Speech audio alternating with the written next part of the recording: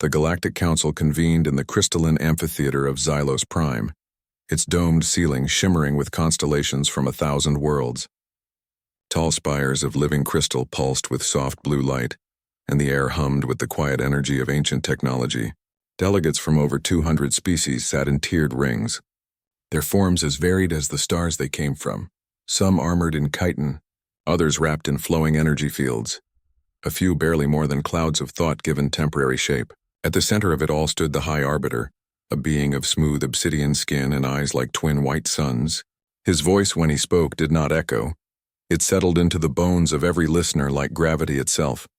For centuries, the Galactic Council had maintained order through a careful balance of diplomacy, trade agreements, and, when necessary, overwhelming military presence. They saw themselves as shepherds of civilization, guiding younger species away from self-destruction and toward harmony. Earth had been admitted as a provisional member 32 years ago, not out of respect but out of mild curiosity.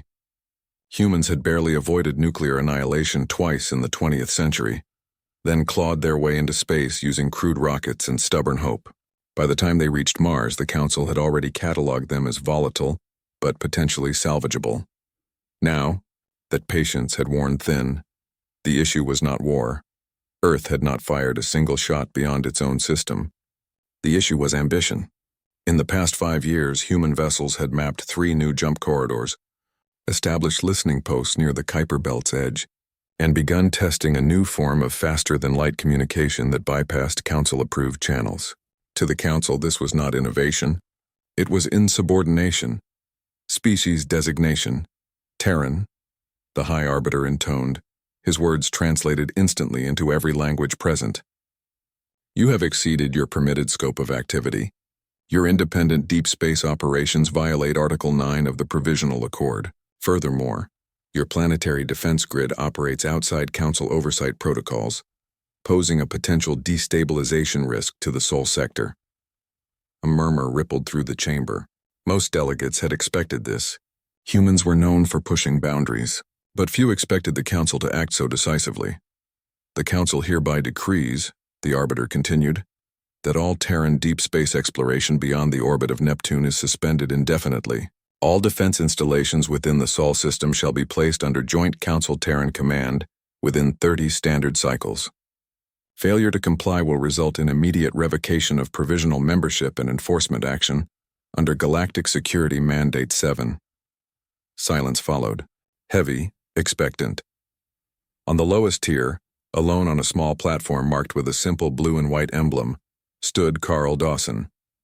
He was a man in his late 50s with close-cropped gray hair, a weathered face, and eyes that had seen both war zones and peace summits. He wore a plain Navy suit, no armor, no ceremonial robes, just fabric woven on Earth. He did not fidget. He did not look away. He simply listened, his expression unreadable. When the Arbiter finished, all eyes turned to him. Protocol demanded a response, even if only to acknowledge receipt. Carl stepped forward. The floor beneath him glowed faintly, activating the translation field. He cleared his throat once softly. "Thank you for your decision," he said. His voice was calm, steady, and carried without effort. "I will transmit your decree to the Terran Unified Government without delay. I request 48 hours to consult with my superiors before issuing a formal reply." The Arbiter inclined his head slightly. "Granted. But understand this, Ambassador Dawson. This is not a negotiation. It is a directive." Carl nodded. "Understood." He turned and walked back to his seat, his footsteps the only sound in the vast chamber. Around him, alien eyes watched with a mix of pity, amusement, and mild concern. To them, humanity was like a child who had wandered too close to a fire. They expected tears, protests, maybe a desperate plea for leniency. What they did not expect was silence. Back aboard the Terran diplomatic shuttle, Carl activated a secure quantum link. The screen flickered, then resolved into the face of President Lena Ruiz. She sat in a dimly lit room deep beneath Geneva, surrounded by advisors but looking utterly alone. Her dark hair was pulled back, her expression sharp but tired. "They did it," Carl said simply. Lena exhaled slowly. "How bad?" "Worse than we feared. They're demanding full control of our defense grid, and they want us out of deep space entirely." A pause. Then Lena leaned forward, her eyes narrowing. Did they mention Mandate 7? Yes, she didn't flinch. Mandate 7 authorized the Council to deploy peacekeeping forces, military forces, to any system that refused compliance. In practice, it meant occupation. They think we'll fold, Lena said, more to herself than to Carl. They think we're still the species that nearly blew itself up over ideology and oil. Carl watched her carefully. He'd known Lena since the Jakarta Accords, back when she was a junior delegate arguing for climate reparations. She wasn't the type to panic. But this was different. This was existential. What's the plan? He asked. Lena looked past the screen as if seeing something far away. We don't have a choice anymore. It's time to activate Horizon. Carl's breath caught. Protocol Horizon had been drafted in secret after the Titan incident, when a Council patrol ship had disabled a human research vessel without warning. The plan had never been tested. It existed only in encrypted servers in the minds of a handful of people. You're sure? He asked. I've never been more sure of anything, Lena replied. We spent centuries learning how to survive each other. Now we have to show the galaxy how we survive them. She stood. Get back to Earth, Carl. We'll need your voice when the time comes. The transmission ended. Carl stared at the blank screen for a long moment. Outside the shuttle window, the stars of the Xylo system glittered coldly. He thought of his granddaughter in Oregon, who wanted to be an astrophysicist. He thought of the farmers in Kenya, who now grew crops under artificial suns on Mars. He thought of the quiet engineers in Buenos Aires who had spent 10 years perfecting a shield that could bend gravity. Humanity wasn't perfect, but they had learned, they had grown, and they would not be treated like children anymore. The shuttle turned toward the jump gate. Behind it, the crystalline spires of Xylos Prime faded into the void. On Earth, in hidden bunkers and orbital dry docks, lights began to flicker on. Machines that had slept for years whirred to life. Orders were sent not with fanfare but with a single encrypted pulse. Horizon is active. The galaxy had made its move. Earth was ready to reply. While the Galactic Council waited for Earth's formal reply, life on the planet appeared unchanged. Cities bustled. Trains ran on time. Children went to school. But beneath the surface, everything had shifted. Protocol Horizon was no longer a contingency.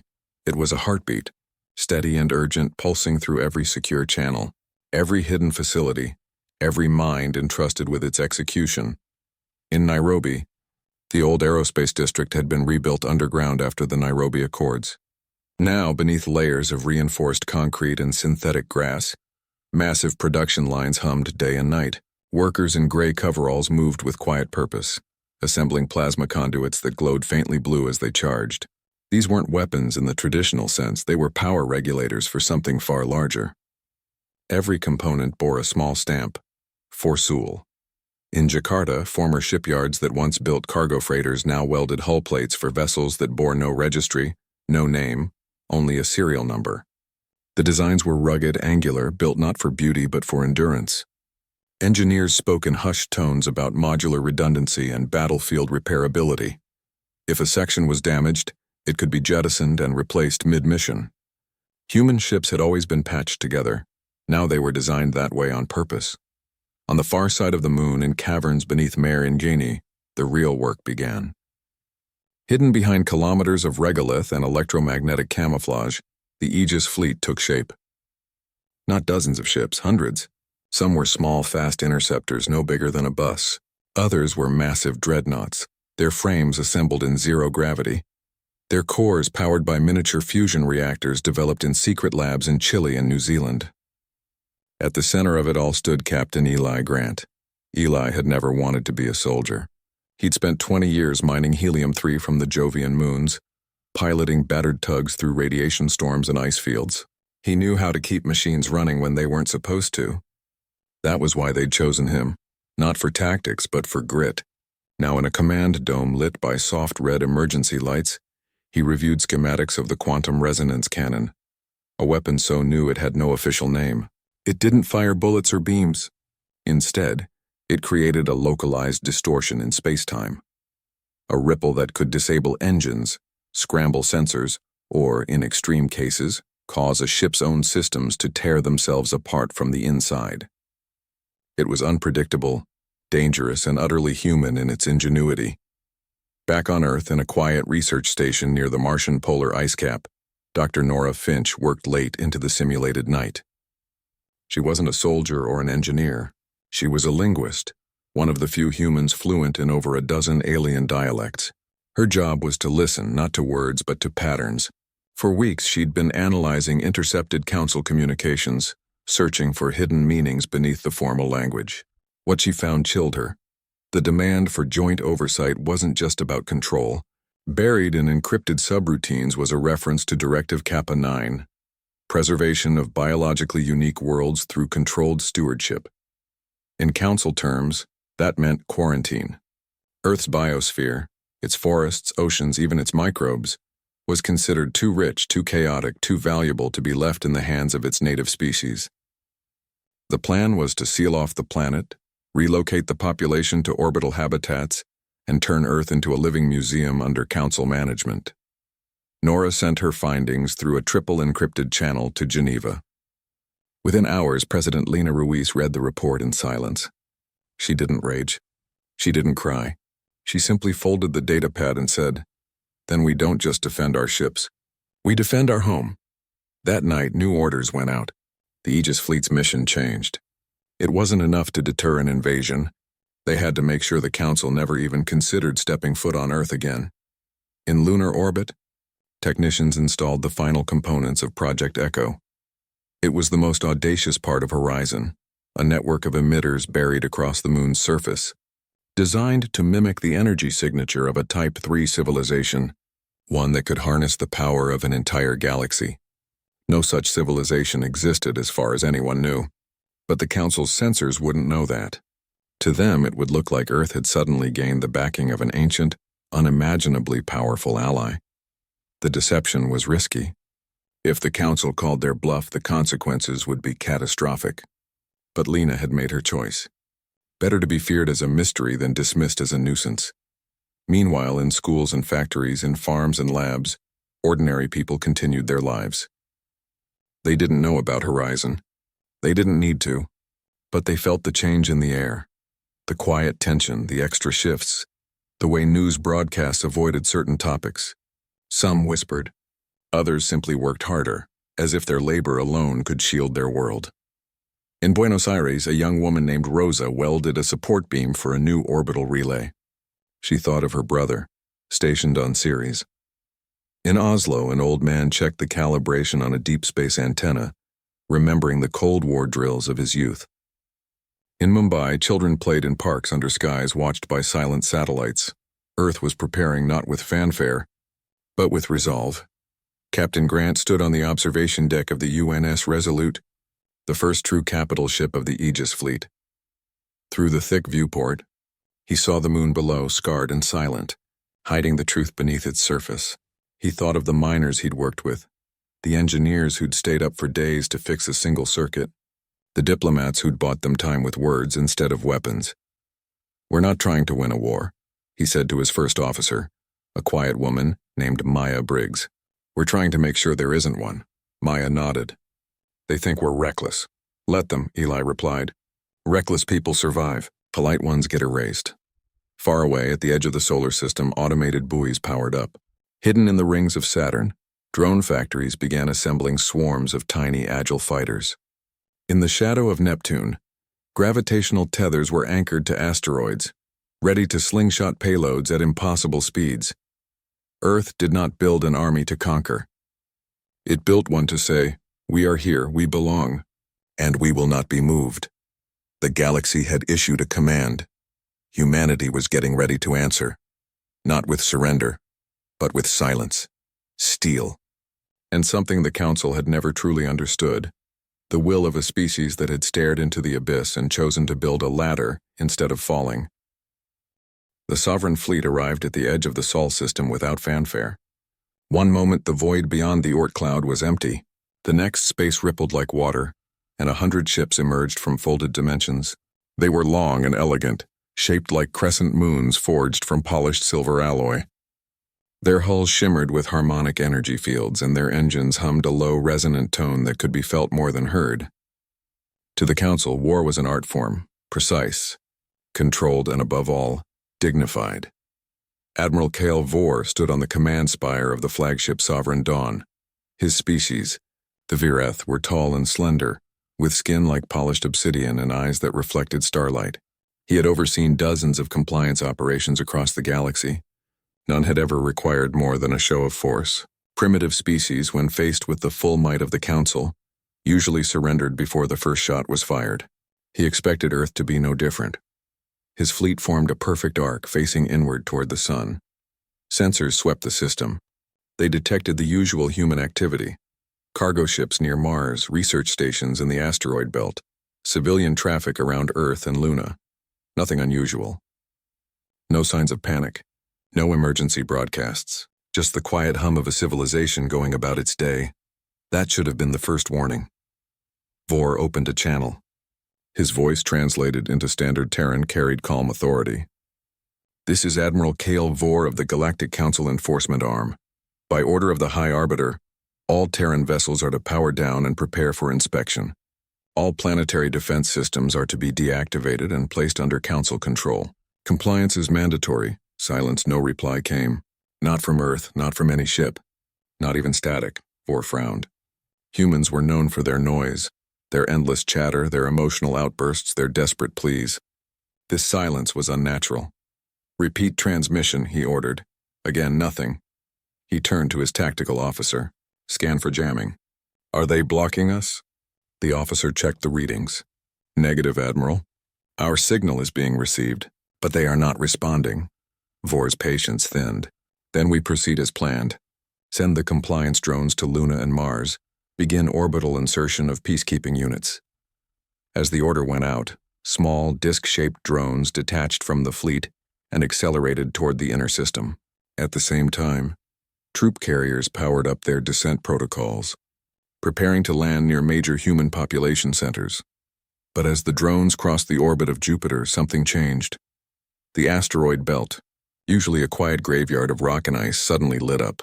Hundreds of hidden platforms activated, their surfaces unfolding like metallic flowers. From them launched swarms of tiny, agile craft, no larger than satellites but moving with terrifying speed. They didn't fire weapons, they simply latched onto the drones, emitting pulses that scrambled their navigation systems. Within minutes, the entire drone fleet went dark, drifting helplessly in the void. Vor's eyes narrowed. "Who authorized defensive action?" Before anyone could answer, alarms blared across the bridge. "Admiral! Massive energy surge detected near Saturn." On the main display, the rings of Saturn seemed to stir. Not with ships, but with movement. Entire sections of the rings shifted, revealing hidden structures. From them emerged dozens of human vessels, sleek and dark, their hulls absorbing light rather than reflecting it. They didn't attack. They simply took position, forming a second defensive line. Then came the solar flares. Orbital mirrors, positioned years ago for climate regulation, tilted in unison. They focused sunlight into concentrated beams that struck the upper layers of the Sovereign Fleet's harmonic shields. The shields didn't break, but they flickered, distorting sensor readings and blinding long-range scanners. "Impossible," Vor muttered. "They're using their own star as a weapon." Still, he refused to believe Earth would fight. "Open a direct channel to Terran Command now." This time a response came. On the view screen appeared the bridge of a human warship. It was cluttered, functional, filled with blinking lights and exposed wiring. At the center stood a man in a simple uniform. No medals, no insignia, just a name patch that read Grant. "This is Captain Eli Grant of the UNS Resolute," the man said. His voice was calm, but there was steel beneath it. "You are trespassing in sovereign Terran space. Turn your fleet around and leave, now." Vor straightened. "Captain Grant, you are in violation of Galactic Security Mandate 7. Stand down or we will be forced to—" "Save the speech," Eli interrupted. "We've read your files. We know what peacekeeping means to you. It ends here." Before Vor could reply, the screen went dark. Then the real surprise came. From behind the moon, a massive vessel rose into view. It was unlike anything the Council had seen. Blocky, armored, bristling with weapon ports. But it wasn't the ship that stunned them. It was the energy signature it emitted. Sensors screamed in alarm. The readings matched those of a Type 3 civilization, an empire that could harness the energy of an entire galaxy. Such beings were myth, legend spoken of in hushed tones by the oldest council races. Vor's second-in-command turned pale. "Admiral, that signature, it's not possible." But the data didn't lie. To every sensor in the fleet, Earth was no longer alone. It was backed by something ancient, powerful, and utterly unknown. Vor hesitated. For the first time in his career, doubt crept in. Was this a trick, a bluff? Or had humanity truly made contact with something beyond the Council's understanding? He ordered a full tactical retreat to high orbit. But it was too late. As the Sovereign fleet repositioned, the moons of Jupiter and Saturn shifted slightly in their orbits. Not by much, but enough. Hidden thrusters fired, and what had appeared to be natural satellites revealed themselves as camouflaged dreadnoughts, their hulls unfolding like sleeping giants waking. The human fleet didn't charge. They simply surrounded the Council armada, cutting off every escape vector. Then, from every human-controlled station in the system, a single message broadcast on all frequencies. "You came to teach us a lesson. We're here to return the favor." Admiral Vor stared at the screens, his confidence crumbling. He had expected fear. He found resolve. He had expected chaos. He found coordination. He had expected primitives. He found something else entirely. And for the first time, he wondered if the Council had made a terrible mistake. What followed was not a battle in the way the Galactic Council understood war. There were no grand charges, no duels between flagships, no dramatic last stands. Instead, Earth fought like it always had, quietly, cleverly, and with every tool at its disposal, no matter how strange or unexpected. The Sovereign fleet, designed for precision and overwhelming presence, found itself lost in a storm of chaos. Human ships did not meet them head-on. They appeared from asteroid shadows, fired a single disabling pulse, and vanished again. Drone swarms, launched from hidden factories in Neptune's orbit, swarmed Council vessels like angry insects, latching onto sensor arrays and engine vents, not to destroy, but to blind and confuse. The drones carried no explosives, only electromagnetic scramblers that turned advanced alien tech into useless metal. Admiral Kyle Vor tried to regroup. He ordered his ships into a defensive sphere, shields interlocked, weapons charged, but Earth had already turned the solar system against him. Gravitational tethers anchored to dwarf planets and icy comets pulled at the fleet's formation, forcing ships out of alignment. Solar winds, redirected by orbital mirrors, carried charged particles that interfered with the Vereth's biosynthetic navigation systems. Even the silence was a weapon. No radio chatter, no taunts. Just the cold void and the growing sense that they were being watched from everywhere at once. Then came the atmosphere. Unseen by the fleet, Earth scientists had released trillions of nanodisruptors into the upper layers of the planet's air. Harmless to humans, these microscopic machines resonated at a frequency that scrambled the Council's organic computer hybrids. Any ship that dipped too close to Earth found its guidance systems failing, its crew disoriented, its weapons locking up. It was not an attack, it was a boundary. Cross it and you lose control. Captain Eli Grant watched from the bridge of the UNS Resolute as the Sovereign fleet struggled. He felt no joy, only grim focus. This was not about revenge. It was about survival. He gave the order for Phase 3.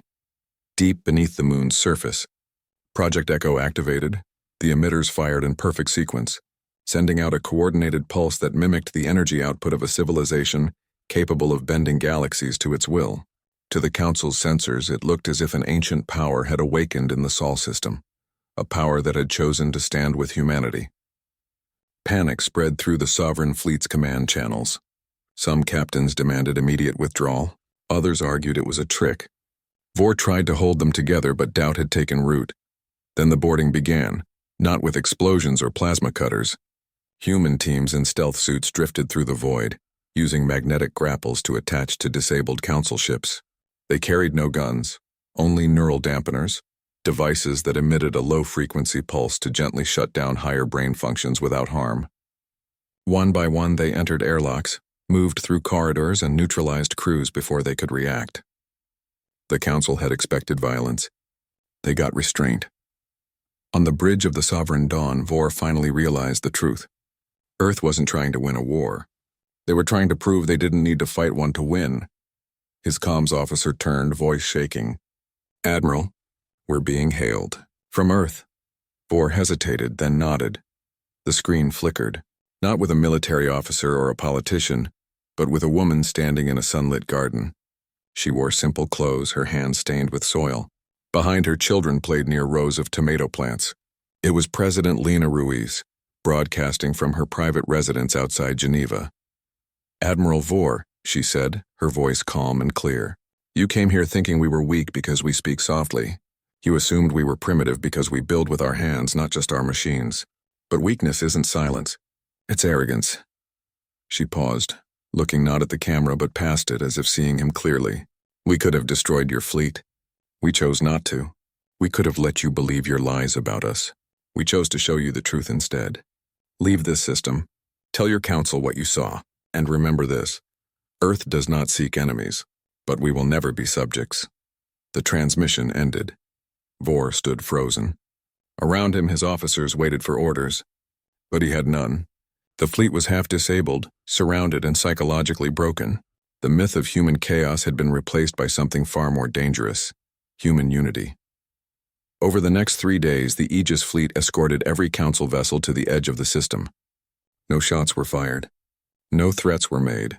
Just quiet, firm presence. When the last ship passed through the jump gate, Captain Grant gave a single order: "Stand down, but stay ready." Back on Earth, people returned to their lives. The orbital mirrors reset to climate mode. The nanodisruptors deactivated and fell harmlessly as dust. The hidden shipyards powered down, waiting for the next call. In Geneva, Lena Ruiz met with her council. "They'll be back," General Omar Bell said. "With more ships. More demands, maybe," Lena replied. "But next time they'll think twice." In a quiet lab on Mars, Nora Finch analyzed the final data from the engagement. She found something unexpected. Among the Council's encrypted logs was a new entry marked Terran Exception. It wasn't a threat. It was a classification.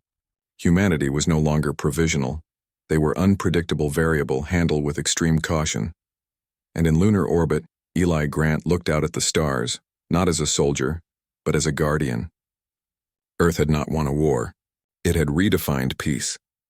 The galaxy had learned a hard lesson that day. Some species don't roar when cornered. They simply stand their ground and make the storm go around them. 3 weeks after the Sovereign fleet left the Sol system, Ambassador Carl Dawson returned to the crystalline amphitheater of Xylos Prime. This time, he did not stand alone on a small platform at the bottom tier. Behind him, suspended in the air by silent projectors, were live feeds from every human world. Earth cities glowing under night skies, Mars colonies tending greenhouses under domes, orbital stations humming with quiet industry, even research outposts on icy moons sending steady data streams. And at the center of it all, a single image, Earth itself turning slowly, blue and white and alive. The amphitheater was full. Every delegate was present. Even the reclusive Zenthari, who rarely attended sessions, sat in their mist-filled alcove, sensors flickering with interest. The High Arbiter stood at the center, his obsidian form still, but his white eyes fixed on Carl with something that might have been respect, or fear. Carl stepped forward. The translation field activated. He wore the same simple navy suit, but now it bore a small pin, a silver ring around a blue sphere, the new emblem of the Terran Unified Government. He did not carry datapads or scrolls. He carried only his voice. The Galactic Council asserted authority. He began, his tone calm, clear, and steady. Earth's reply is this: we do not seek conquest. We do not crave empire, but we will not be dictated to by those who mistake our restraint for weakness. He paused, letting the words settle into the chamber like dust after a storm. You judged us by our past, he continued, by our wars, our mistakes, our noise. But a species is not defined by its worst days. It is defined by what it chooses when the universe tests it. When you demanded we surrender our future, we chose to protect it, not with hatred but with resolve. Not with destruction, but with defense. He gestured to the holograms behind him. These are not weapons. They are homes, schools, farms, laboratories, places where children learn, where elders rest, where people build lives not for glory, but for each other. You called us volatile, but volatility is not chaos, it is energy. And we have learned to shape ours into something that lifts, not breaks. A murmur moved through the chamber. Some delegates shifted uncomfortably. Others leaned forward, watching the images of Earth with new eyes. They saw not a primitive world, but a vibrant one. Messy, yes, but full of color, sound, and stubborn hope. Carl's voice softened, but did not weaken. We do not ask for special treatment. We ask only for the same right every council member claims, to govern ourselves, to explore our own path, and to stand as equals, not subjects. Then he said the words that would echo across the galaxy for generations. You came to teach us a lesson. We showed you we were already learning. Silence followed. Not the heavy silence of judgment, but the quiet of realization. The council had expected defiance or submission. They received neither. They received dignity. The High Arbiter stepped forward. For the first time in recorded history, he bowed his head, just slightly, but enough. Terran Ambassador, he said, his voice lower than before. Your message is received. The Council will review its protocols regarding provisional members. No enforcement action will be taken against Solspace. It was not an apology, but it was a beginning. As Carl turned to leave, a young delegate from the Chiral Collective, a minor species recently admitted to the Council, leaned toward her aide and whispered, "Maybe we should be asking Earth for help." Not the other way around. Her words spread quietly through the lower tiers. Within days, 3 new species requested cultural exchange programs with Earth. 2 asked for joint scientific initiatives. 1, a war-torn world still recovering from civil conflict, sent a private message. How did you stop fighting yourselves? Back on Earth, life returned to its rhythm. The Aegis fleet remained on standby, but its ships now carried scientists as often as soldiers. Captain Eli Grant oversaw the conversion of one dreadnought into a deep space research vessel, its quantum resonance cannon repurposed to map dark matter fields. In Nairobi, factories began producing medical drones for off-world aid missions. In Buenos Aires, engineers shared their modular ship designs with Martian colonists. President Lena Ruiz gave no victory speech. She visited a school in Vancouver, where children asked her what it meant to be human in a galaxy full of wonders. She told them, "It means we choose kindness even when we're strong. It means we listen even when we're right. And it means we never forget that home is worth protecting, not with walls but with wisdom." On Mars, Nora Finch published a paper titled "The Language of Peace: How Silence Speaks Loudest." It became required reading in xenodiplomacy courses across a dozen worlds. She argued that humanity's greatest strength was not its technology, but its ability to say no without hatred and yes without surrender. And in the quiet hours before dawn, Carl Dawson stood on a hill outside Geneva, looking up at the stars. He thought of the millions who had worked in silence, welders, teachers, farmers, coders, pilots, all of them part of a reply that shook the galaxy not with thunder, but with truth. The Galactic Council had assumed authority was the same as power. Earth had shown them the difference. Authority can be claimed. Power must be earned. And respect? Respect is given only when you prove you deserve it. From that day on, when new species joined the Council, they were no longer asked, "Are they civilized?" They were asked, "Are they ready to stand like Earth?" And somewhere in 1,000 hidden shipyards and sunlit gardens, humanity kept building, not for war, not for glory, but for tomorrow.